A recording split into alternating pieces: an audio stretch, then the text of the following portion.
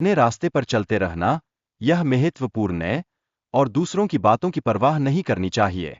आपका लक्ष्य और दिशा हमेशा स्पष्ट रहनी चाहिए, जो आपको अपनी यात्रा में आत्मविश्वास प्रदान करती है। सपने या लक्ष्य केवल सोचने से नहीं मिलते, बल्कि इसके लिए कठिन परिश्रम की आवश्यकता होती है। जीवन में कठिनाइयों का सामना करना और अपने आप को मजबूत बनाए रखना अत्यंत आवश्यक है। स्वयं का समर्थन करना महत्वपूर्ण है, अन्यथा सफलता प्राप्त करना मुश्किल हो सकता है। मेहनत और अध्ययन की आदत डालने से ही आपके सपने साकार होंगे और आपको सफलता प्राप्त होगी। आपके चारों ओर का वातावरण आपके विचारों और आदतों को प्रभावित करता है। यदि आप सकारात्मक और उत्साही लोगों के साथ रहते हैं, तो आप अपने जीवन में सकारात्मक बदलाव महसूस कर सकते हैं। हर दिन आधे घंटे की किताब पढ़ना आवश्यक है। यह आपकी सोच में विकास लाता है और नए दृष्टिकोण को अपनाने में आपकी मदद करता है। किताबें पढ़ने के जरिए आप उन चीजों को समझते हैं जो सामान्यतः आपके लिए रुचिकर नहीं होती है। यह आपको नए विचारों और दृष्टिकोणों के प्रति खुला बनाता है।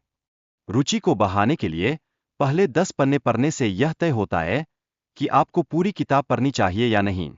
यह एक महत्वपूर्ण कदम है जो आपकी पढ़ने की आदत को प्रभावित करता है। अच्छी किताबें हमें महत्वपूर्ण ज्ञान प्रदान करती है, जो हमारे जीवन में 10 वर्षों की वृद्धि कर सकती है। ज्ञान का यह भंडार हमें जीवन में आगे बढ़ने के लिए प्रेरित करता है। स्वामी विवेकानंद ने कहा था कि किताबें उनके सबसे अच्छे दोस्त हैं, जो जीवन में आगे बढ़ने में मदद करती है। इस विचार में गहराई है, क्योंकि ज्ञान का यह स्रोत हमें नई ऊंचाइयों तक पहुंचाता है।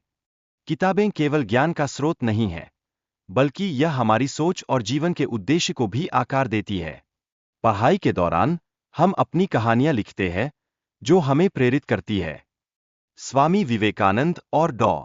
एपीजे अब्दुल कलाम जैसे महान व्यक्तियों ने किताबों के प्रति गहरी रुचि दिखाई। उनकी सफलता का एक महत्वपूर्ण कारण यह था कि उन्होंने किताबों को अपने साथी के रूप में अपनाया।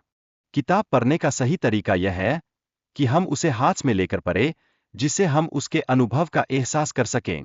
यह हमें समझने की प्रक्रिया में गहराई से मदद करता है।